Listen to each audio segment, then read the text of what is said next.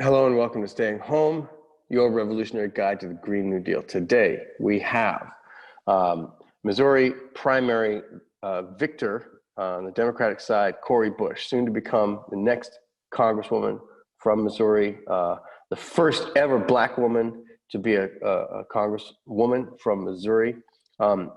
She ran in 2018. You may have seen Knock Down the House, the incredible documentary which details all these amazing women running for office in 2018, AOC, Paula Jean Swearengin, Cori Bush, and others. She lost in 2018. She got 30% of the vote. She was running against a 50-year Democratic dynasty, the Clay family. And in 2020, she wins. She has just won.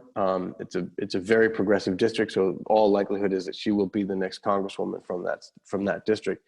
And this is a person who has overcome enormous adversity, formerly unhoused, had COVID-19 while running this campaign, a registered nurse, an ordained pastor, a leader in the Ferguson uprising, always on the front lines with a bullhorn and a megaphone in her hand. So to a Black Lives Matter activist from the place that Black Lives Matter originated, Ferguson, Missouri, elected almost 6 years to the day from Michael Brown's death. And this is an extraordinary person who has an incredible inner strength and an enormous brilliance. So we're so lucky to have her on the program today. And it's representative of this wave of progressives fighting the Democratic establishment, representative of that moment of AOC's victory in 2018, of Jamal Bowman here in 2020, and Mondaire Jones, and so many others. People who stand up for Medicare for all, people who stand up for the Green New Deal, people who stand up against police brutality, people who've been on the front lines, who have lived experience that teach them things that folks who are born with a silver spoon in their mouth, who often become our legislators from the ruling class, from the upper class, don't have this type of knowledge and understanding what the United States truly is. And Cori Bush is a person who does. And that is who should be representing us. So we have her on the program today. And it's an extraordinary moment to celebrate progressive values and our resiliency and our steadfast commitment to the politics of the people and the political revolution. So it's an enormous thing to have her on. And we've talked so much about this program, about the path from activism to politics. Cori Bush has said she never even wanted to be an activist. She was a nurse. She was showing up on the front lines of the protests in Ferguson, and then said, we didn't get justice, so we kept showing up again, and kept showing up again, and kept showing up again. And that's what this is about. It's show up, show up, show up, show up. And now, as she says, from unhoused to the house, a remarkable victory.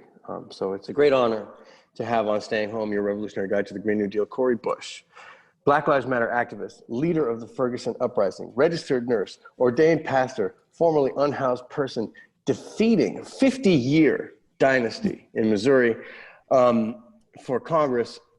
First of all, thank you so much. The last time I saw you, I don't know if you noticed, was we were at that Bernie Sanders rally in New York City. An incredibly hopeful moment right there. And right now is a little bit of a rough patch for us progressives in a lot of ways, but your victory, a huge, huge moment of inspiration. Talk about, and of just success. Talk about what this incredible upset victory means right now. It means so many things to so many different people. It means that regular, everyday people, are getting recognition, as being able to lead. It's that, regular, everyday people feel like they have a voice. It's Black women can actually lead. We're more than just a voting bloc. We can lead, and we can lead in Congress. It is, that we don't have to be people who are bossed by big corporations and big donors, lobbyists. It can be people who don't accept corporate money like me, people who care about the environment, people who care about, mass incarceration and, people having a living wage and, families belonging, and being together and, that Black Lives Matter and, all of these things and where we can stand up and be loud and proud about it. And that we're fighting for these issues and advocating for healthcare for every person. And, it means that, that there's dignity in the quality of life, that we're seeking, and it can come to fruition when you have people who are willing to, who not only bring, do we want to have legislation? Yes, but having that lived experience to be able to, to inform legislation is powerful. So we've talked a lot on this program with a lot of folks who've made the jump from activist to candidate to legislator, all across the spectrum, from New York to all across the country to California. Talk about, you said, I did not intend, or I was not trying to become an activist. You were a nurse on the front lines of the uprising in Ferguson. Yes. Talk about that path from activism, from nurse to activist to politics, now to a real leader of the progressive movement. So my father's been in politics for most of my life, more than 30 years. And I said I would never do politics. Like, I used those words several times. I will never, like, that was like a mantra. I will never. Don't make me do it. But it was just, I saw someone with such a good heart that was actually doing great work in the community. I saw so many darts come his way. I saw him go through so many things just trying to help people. And so I was like, why would I want to volunteer to do this? And it wasn't like he was getting money for it. Wasn't helping put food on our tables, I felt. So, why are you doing this, Dad? But it wasn't. So I went into ministry. That's where I felt like I could help people. Started working with our unhoused population, working in human trafficking, trying to save lives that way. And then also I was a nurse. And so that's how I was saving lives and directly affecting the community through those efforts and through that career. But when Michael Brown was murdered, I felt like, okay, I'm a nurse. I can go out to the streets and be a medic. I'm clergy. I can go out and pray with people, and so that's what I did. But it was just that I ended up staying, because when I'm out there in my own community and I'm seeing something that I just never thought I would see in my own community before, I just would have never thought that it's like civil rights footage, but it was happening in my time. And so we continued. I just continued on, and I wanted to see justice. But every day, like today, will we get justice? You're tuned into Staying Home, your revolutionary guide to the Green New Deal. My guest is Cori Bush. We'll be right back. You're tuned in to Staying Home, your revolutionary guide to the Green New Deal. My guest is Cori Bush. Every day you're waiting for justice. That's where you left off. Every day, yes, every day waiting for justice, and justice didn't happen. So we would go out again the next day, and then there's no activist guru person that anoints you and says, okay, you've been out 83 days, so now you're an activist. Like, that doesn't happen. And so I wasn't trying to do it. It's just I had to come back. I had this insatiable desire to see justice that didn't come. Well, the community protested for 400 days in Ferguson. Yes. And that's where the origination of the statement Black Lives Matter comes from. You must feel, talk about what it feels like right now to see this entire nation erupt in protest. It was such a long-standing effort. I mean, it's something that I haven't seen in my lifetime. From coast to coast, people in the streets with such a sustained effort. Talk about what this feels like.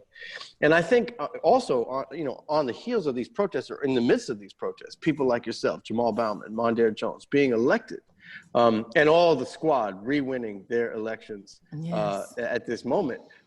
Talk about the feeling of that arc for you as a person who witnessed that and participated in that from some of that origin of that.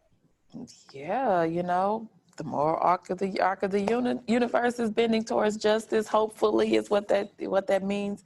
But it's like we fought so hard and we believed so deeply. That's why we kept showing up. We felt like our voices, the voices of people who were not connected the day before August the 9th, you know, unemployed people, doctors, nurses, educators, you know, retirees, just students, you know, that we could make change if we stayed diligent and persistent and kept a clear message. But people, the way people antagonized us, and you know, they called us terrorists and black extremity, you know, a couple of years later, that's what we were called, you know, that whole thing. You know, it started to feel like we were beating our heads against the wall, you know, because you had some help, but then you had so many people that just felt like you didn't know what you were talking about, like you were just there to cause trouble. And then 2017, we kind of went through that, but now seeing so many people, it's kind of like the wrong word. So it's not really vindication, but it's just like, I told you, like we've been saying this for so long, but understanding that leaders lead from the front and they do things that are unpopular and they push them and to make them popular. So that brings the awareness and the visibility. So understanding our place, you know, but like it's now we see all of these corporations and businesses, big and small, that are saying Black Lives Matter. We see, you know, major, you know, sports teams and organizations saying Black Lives Matter, and where I think before some of them were people were being penalized for standing up. And so, well, we know they were. But now seeing this, it's like, okay, now we can get somewhere. We have the visibility, we have the awareness, but who is in those seats of power that can help push legislation? Because we can do this side, we can do the protest side and the visibility side, but it goes nowhere if we don't have people in seats that are willing to use the pen that they have to go ahead and create this legislation and push it through, and having a president that will sign it into law. So that's what we're working on now.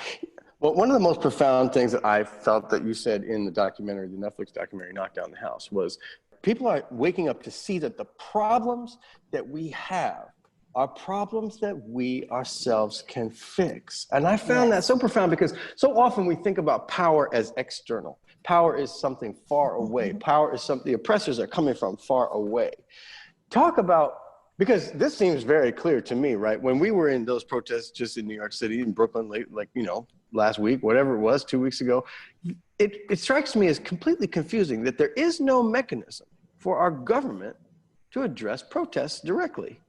But yet we have the power to fix these problems ourselves. Talk about this notion. Expand on this. So it was just regular folks coming together that beat the pavement for more than 400 days, and legislation happened all across our country. Change happened. That ripple effect of that change has continued on even 6 years later, not just in the United States, but even around the world. And so that is one. So we were able to make that change by staying. We had that stick and stay. But then also we decided to not only stop with that. So we started working, and we have a group that went into search and rescue, making sure that missing girls, because we have a big problem with missing girls, especially Black girls in our community, and in other places. So search and rescue. Another group that I'm with, we started working with the unhoused population. Another group started with so many different groups. You know, we've started so many other things, just trying to fix these issues ourselves, working on stopping the violence, for the communal violence and gun violence in our areas. You know, we did that. We started to do that work, and then putting that pressure on people that are in power. There's a group locally here in St. Louis. They put together a whole campaign, close the workhouse. Ben and Jerry helped with that. You know, gave that visibility. You know, closing the workhouse, a medium security institution that was the conditions were just reprehensible. And you know what? 2.5 years, these activists pushed, and we got it closed over the last month and a half. That is the work that we can do ourselves. Well, let's talk a little bit about the police, defunding the police, the militarization of the police. People often misunderstand what this idea of defund the police means. Totally. Clarify this and talk about this from your perspective. For me, it's a reallocation of funds. It's not saying that the police won't be funded. It's not saying that they won't, have a salary, that they have to volunteer. It's saying that that there are areas in our community that are underfunded while the police are able to buy tear gas and MRAPs and, bear mace and rubber bullets and stockpile SWAT gear. Well, we don't need that. What we need is money in our social programs. What we need is a safe and adequate housing for our unhoused population. What we need is more resources for our community, our health department. When we think about, even in my community, when COVID-19 hit, we already had issues with people not having access to healthcare, or having the access but not the money to pay for the healthcare. But when you add COVID-19 to it, it really hit people hard. We didn't even have, it took a long time for certain parts of the St. Louis area to get COVID-19 testing supplies. Of course, those were the majority Black communities. Those were communities that are more disenfranchised. And so if we put more money into those areas, put more money into social programs, put money into mental health, instead of having our police officers be social workers and being, in our schools as SROs and all of that, like, we don't need that. Put therapists in our schools, put counselors and wraparound services in our schools. So that's what we're talking about. I want to just ask a slightly bit of a personal question, because you have faced down so much adversity in this journey. You're unhoused, you had COVID-19, you've been assaulted by the police, you talked about domestic violence on Democracy Now! When we think about climate change and we think about what's coming, the idea of resilience is so important. We all are going to have some kind of internal resilience to deal with what's coming our way. Talk a bit about what gives you strength. Where does that incredible resilience and strength come from? And what do you pull on? What do you draw on? When I think about a lot of the things that I started to experience, the very first thing that kind of knocked me off my square, I was 14 years old, and it was basically an administrator saying that I cheated on an entrance exam because I was the #1 student walking into a basically all white school, and they didn't believe that I could do that, and so they called me a cheater and made me retest, and I did even better. But I took a lot of right, exactly. So, but I took a lot of harassment, and there was a lot of intimidation that came out of that. And so it put me on, and I went into this spiral, and my life went a whole different direction. And, but there was someone later on that helped me.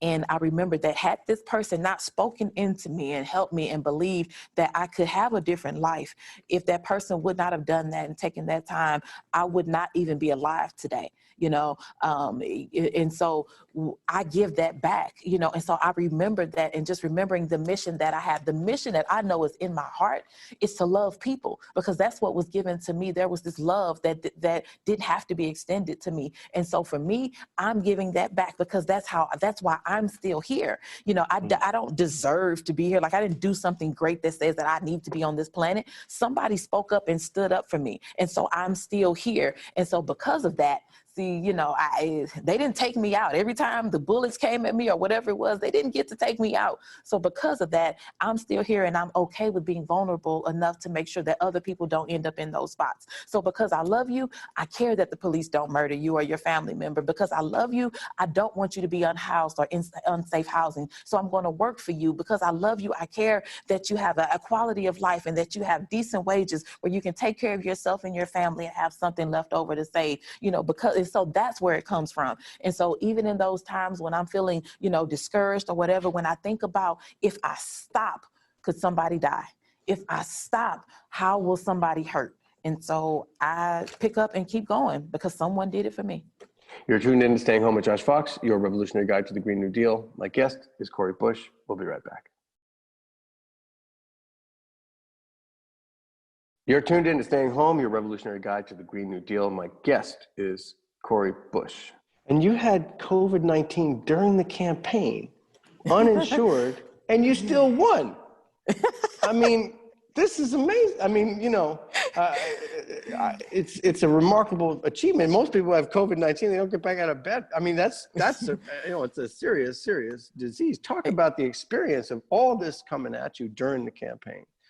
Yeah, it was rough, but I think I had a little bit of boot camp with my 2018 run, because in 2018, like 2.5 months before my race, I had the car accident, and so I was off my feet for about 6 weeks, and I stayed in the race. I was unsuccessful. And so this time around, when COVID-19 hit, I had all the symptoms of it, even though my test came back negative.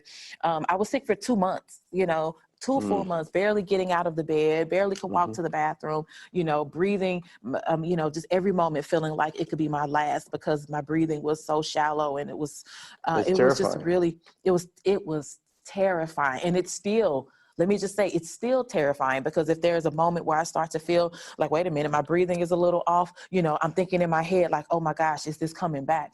So it's still terrifying, but I have an incredible team, and my team kept going. They didn't, it was just like, okay, Corey's on a break and they kept moving, they didn't stop. And so that's what we needed in that moment, was people that understood that the mission of this is greater than one person. Like with Senator Sanders, it was about a movement and not one person. So you can take out the head, but you can't take out the movement. Well, AOC, while addressing the DNC, the Democratic Convention, she said, "I have fidelity and gratitude towards the movement." And it was amazing, because it was almost as if she was saying her allegiance was to the movement over the party, and that was a remarkably bold and brave, and the mainstream media, of course, attacked her for it. You voted against the Democratic platform. I was on the platform committee in 2016. I know what this is about. Talk about why you voted against it, and talk about why it's so important that the movement also challenges this establishment. Yeah, I had to vote against it. If I say that I'm about saving lives, I went to nursing school and did all of my training successfully, but I don't remember a class. As a matter of fact, there was not a class that was Let Them Die 201. There was no class on how to let people die. There were classes on how to provide quality care to anyone that comes to you as a patient. And so that's what I have to do. And so as a nurse, I cannot just sit back and allow 60,000 people a year to die because we're fighting over legislation, or people don't understand, how do I get to pick and choose who dies and who lives? So who's going to show me that? I want those legislators that feel that that Medicare for all is too much, that we need to have health care for some people. I want them to come to St. Louis, come to this area, and point out the people that should not have health care. You show me that. Because until you can show me that, I'm not fighting. Like, you show me that, you stand up and be that bold. Because otherwise, I'm going to be this bold and say all of my folks deserve health care. And so right that's now, why I voted against it. Well, and also you have said you do support Biden and Kamala Harris in this election, obviously Donald Trump. Can you talk a little bit about the nuance there? Because I feel like there's a cynicism within the Democratic Party that says, oh, we don't want to give people too much because, we don't want to upset the cart too much. And then there's a cynicism within the Republican Party that says people are dumb, so we're going to manipulate them into being racist and all these things that they are. And I think that what you represent, and I think what Bernie Sanders represents and the progressives represent, is this other politics of no cynicism, of respecting people, of believing in people. How do we at this moment recognize this? I feel what is incredible cynicism and aiming for so little or such great manipulation on behalf of the Republicans with this moment where progressives are triumphing in so many of these places. How do you do this internally? Say what you mean and mean what you say. Because if you're going to open your mouth, I feel like we have to be accountable for every word. So if you can say it, you can do it. Otherwise, don't say it. So, yes, I'm going to stand up to make sure that Donald Trump is not elected again. But I'm also... We need to talk about a relatively new show called the Republic, or UNFTR. As a Young Turks fan, you already know that the government, the media, and corporations are constantly peddling lies that serve the interests of the rich and powerful. But now there's a podcast dedicated to unraveling those lies, debunking the conventional wisdom. In each episode of On the Republic, or UNFTR, The host delves into a different historical episode or topic that's generally misunderstood or purposely obfuscated by the so-called powers that be, featuring in-depth research, razor-sharp commentary, and just the right amount of vulgarity. The UNFTR podcast takes a sledgehammer to what you thought you knew about some of the nation's most sacred historical cows. But don't just take my word for it. The New York Times described UNFTR as consistently compelling and educational, aiming to challenge conventional wisdom and upend the historical narratives that were taught in school. For as the great philosopher Yoda once put it, "You must unlearn what you have learned." And that's true whether you're in Jedi training or you're uprooting and exposing all the propaganda and disinformation you've been fed over the course of your lifetime. So search for UNFDR in your podcast app today and get ready to get informed, angered, and entertained all at the same time.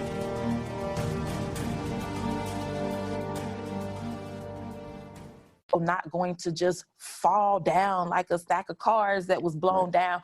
I'm not going to do that because people's lives are in the balance. And so you're going to get all of this. So St. Louis has put up with me for the last 6 years on every bullhorn, microphone, television station. They have put up with me on the corners, in the wherever, and they still said, you know what, that's the one that we want her to represent us from our elders all the way down to our 18-year-olds. They said this is the one. And so I have to continue that same voice for them in Congress. And so I'm not going to allow myself to be bullied into or manipulated or pushed into or even tossed a few crumbs to make me change, who I am. It didn't happen during Ferguson when folks tried to toss crumbs. It won't happen now. And the thing is, if we don't speak up, if we're not clear about what we want, then they can just continue to not give us what we need. So I'm going to speak up about it. But do I understand that there are processes and that sometimes there has to be compromise in areas? Yes, I get that. But there are other areas where we can't. And if I allow them to shut me up and tell me what I cannot have or what won't happen, or you need to be quiet, go along to get along, if I allow that from the beginning, then that's how I will be in the end. And I can't, St. Louis is not sending me to Congress for that. The rules of the economy have always been stacked against poor people, black people, brown people. And it's always been unfair and racist and deadly. But I feel with Stephen Mnuchin saying, we're not going to shut the economy back down again, that this pandemic has added another level of that type of lethal racism, because we know who's dying from COVID. We know who's getting COVID, right? And they're saying, even though Robert Reich and many other experts in the economy have said, we have to shut down the economy, we have to give people assistance, it feels as much like the Republicans are actually using the pandemic in a way. Can you talk about the inherent racism in this drive to reopen the economy that we are seeing right now? A big percentage of the essential workers, Black and brown people, and Black and brown people are the ones that are a big percentage of those that have the cases, many of the ones that died. And to say, I remember when people were, trying to take down Capitol buildings, in their states and showing up, armed and, something that I know that if I showed up to Lord,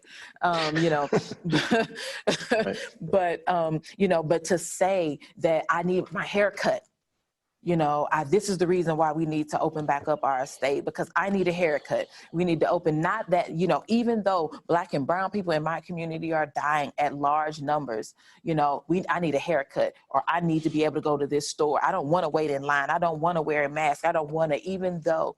And so the fact that is also being perpetuated, coming by some of these lawmakers, that are also trying to be buddy-buddy with a president that shouldn't be. I think that it says a lot, because he's not shutting it down. We have to pay attention to that. He never shut it down. He even propped up those legislators, those governors that were allowing it. Let that be a Black Lives Matter protest where we run into the Capitol building with big guns, and shouting at the police. What would happen? It would be I don't even want to imagine what will happen, but we're seeing it right there. That's why our work has to be in making sure people understand why Trump has to go, because it's not just Trump that we take out. When Trump goes, his administration goes. When his administration goes, all of those governors and other legislators, they lose part of their power. They lose what has them in this place of feeling entitled right now. So we have to take him out to get the rest of them out. I think about my own governor. We cannot have somebody being buddy to Donald Trump when you know that you have Black and brown people, you have Asian people in your state, and you have disabled people in your state, and you continue to allow this man to rip and hurt that community. We have to get him out. Last question, I know because you have so many things on your incredible agenda. You've been standing up and speaking out about COVID-19 within prisons. And the carceral state is one of the legacies of white supremacy, and we see that right now. We see so many of these protests talking about this. Talk about COVID-19 in prisons, and then I'm afraid we have to let you go because you have many other important things to do. Yeah. Well, we don't already... the state of some prisons as it relates to medical services is already there. It just isn't where it needs to be in the first place. Just when we talk about medical services in prisons, and I know because I've worked with nurses whose part-time job, or their other full-time job was working in prisons, always being understaffed, just so many issues within the prison. And so when we talk about that, we talk about what the regular issues in prisons of overcrowding, of the conditions being deplorable, but the conditions already weren't great, or even good. The conditions were bad. And then on top of that, put COVID-19, we are to feel like we should continue to house people in these conditions so closely together and not giving them the opportunity to be able to really social distance because of the situations of the prison.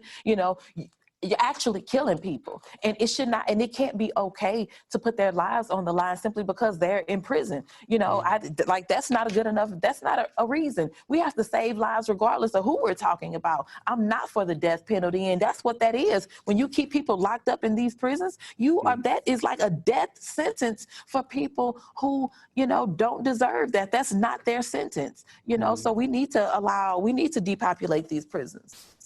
Cora Bush, thank you so much. Congratulations on this incredible victory, and thank you for being with us today. Hopefully we'll see you again soon, and much success in the future. Thank you very much. All right. Have a good one. You too.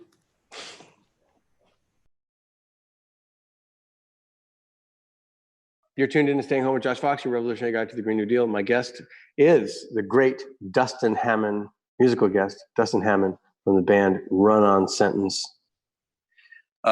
Dustin, you and I have played before thousands of people, and we've played in pizza parlors where there was like 2 people and they weren't even paying attention. It's a long way down rock and roll.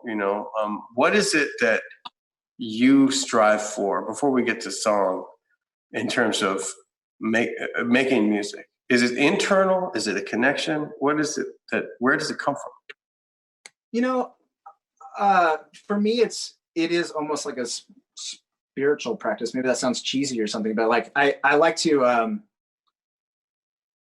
start songs when I'm kind of out of my head a little bit. I like to get I like to let melodies sort of just come through me. I like to sit out in nature and just like listen to the wind and stuff, or just kind of close my eyes and lay there until something just sort of wells up internally. But then in the writing process, sometimes I get really into pop music and stuff, and I get really into like producing when I get in my studio, but I like to kind of approach it from both sides, I find the songs so dramatic. They're like little plays, or they're like little movies, or like little tragedies, or they can also be extraordinarily celebratory, like Do the Jellyfish. I don't know what you want to play, man. I would love to hear all your songs right now, but we have time for one. So pick it. How about a little Feelings? Yeah. Oh, that's a great idea. Everybody's got a lot of feelings these days. It's good. From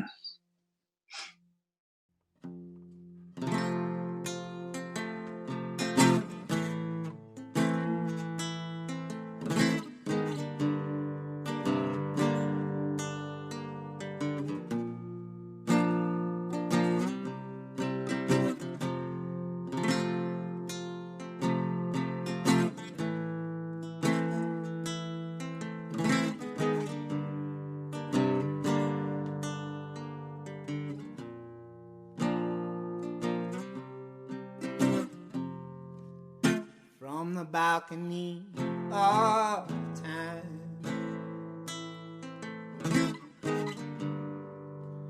watch rainbows come color my mind. Oh, we're soaking in the sun.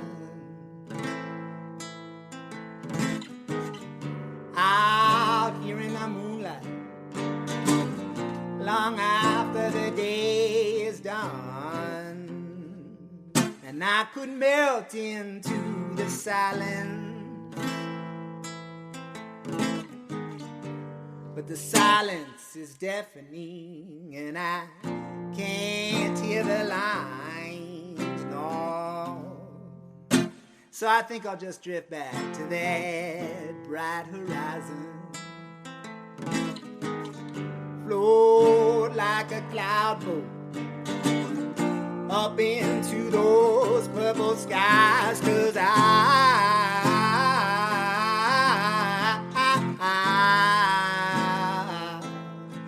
don't wanna feel like alone anymore. No,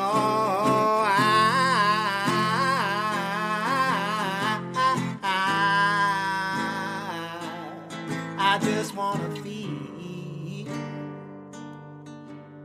That's what feelings are for, yeah.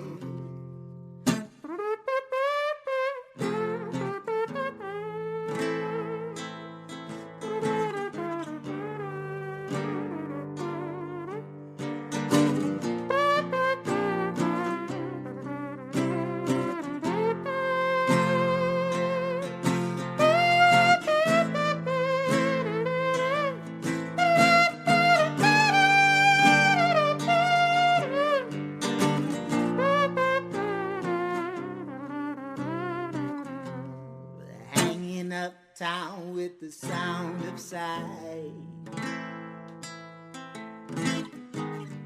Downtown they drive their troubles into the ground, but up here we're riding rainbows and light. So I think I'll have just one more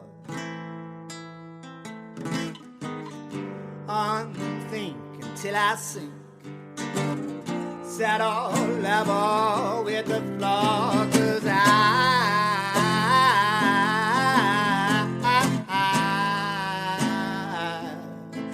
don't wanna feel like alone anymore. No,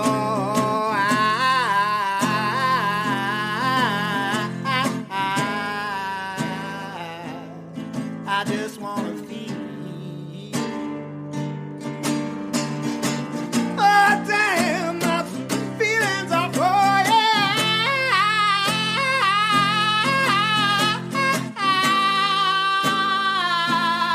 I don't wanna feel like alone anymore. No,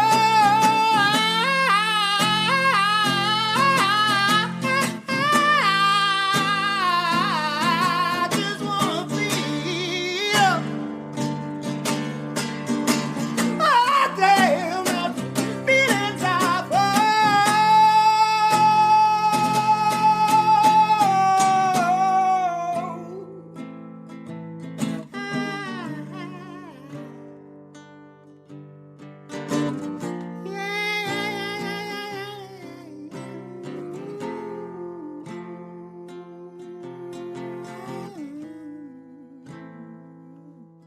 I just wanna feel. Ooh, ooh,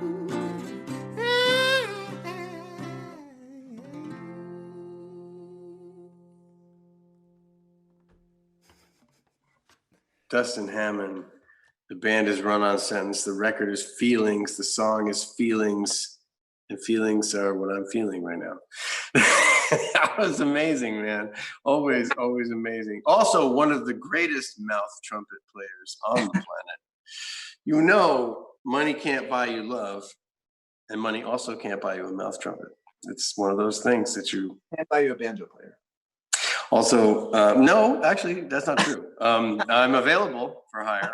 Weddings, bar mitzvahs, wedding bar mitzvahs. That's your deal. Yeah. Banjos are often at any kind of function,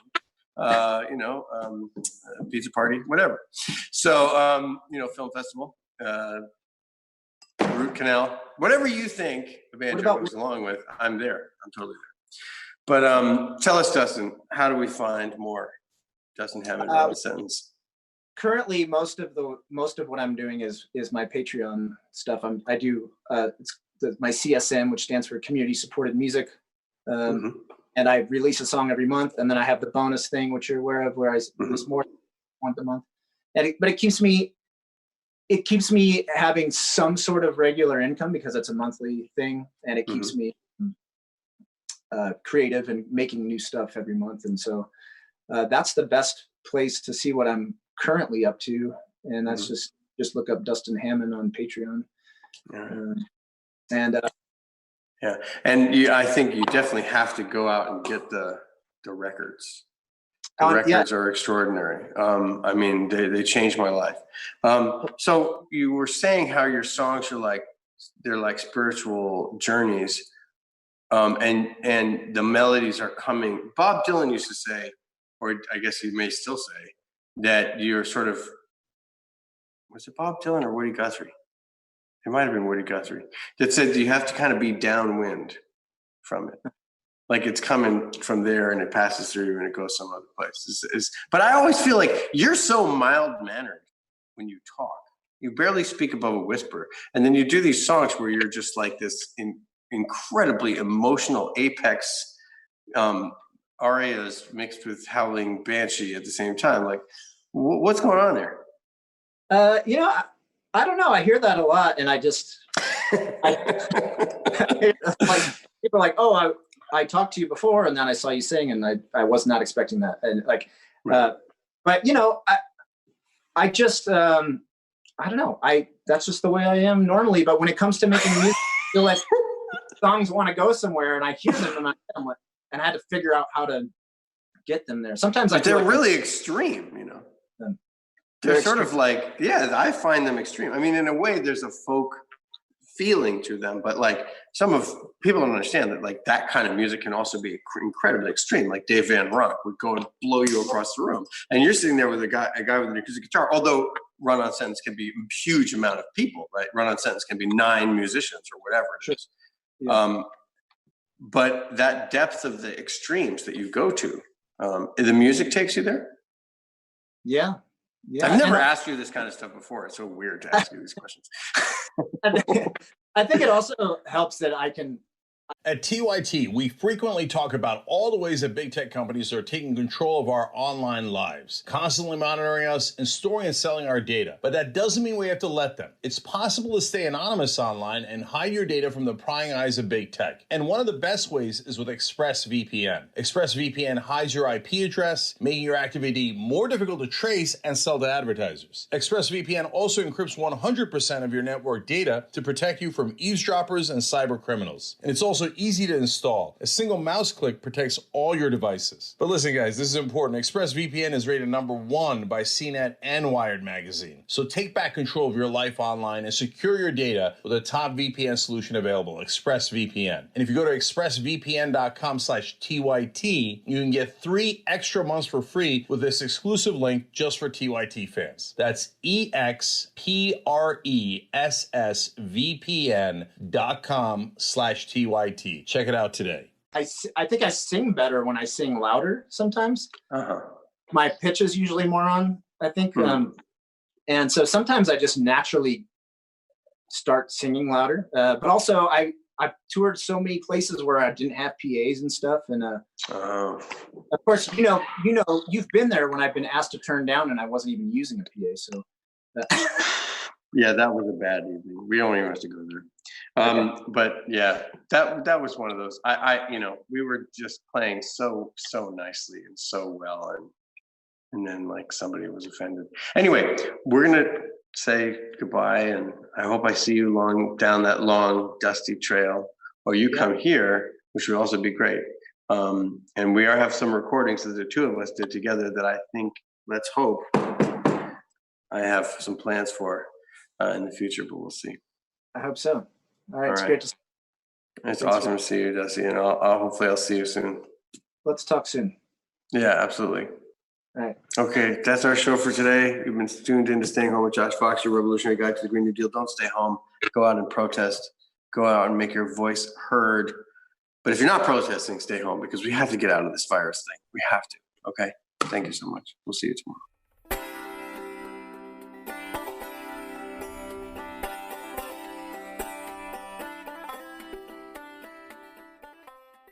Thanks for listening to the full episode of the Young Turks. Support our work, listen ad-free, access members-only bonus content, and more by subscribing to Apple Podcasts at apple.co/TYT.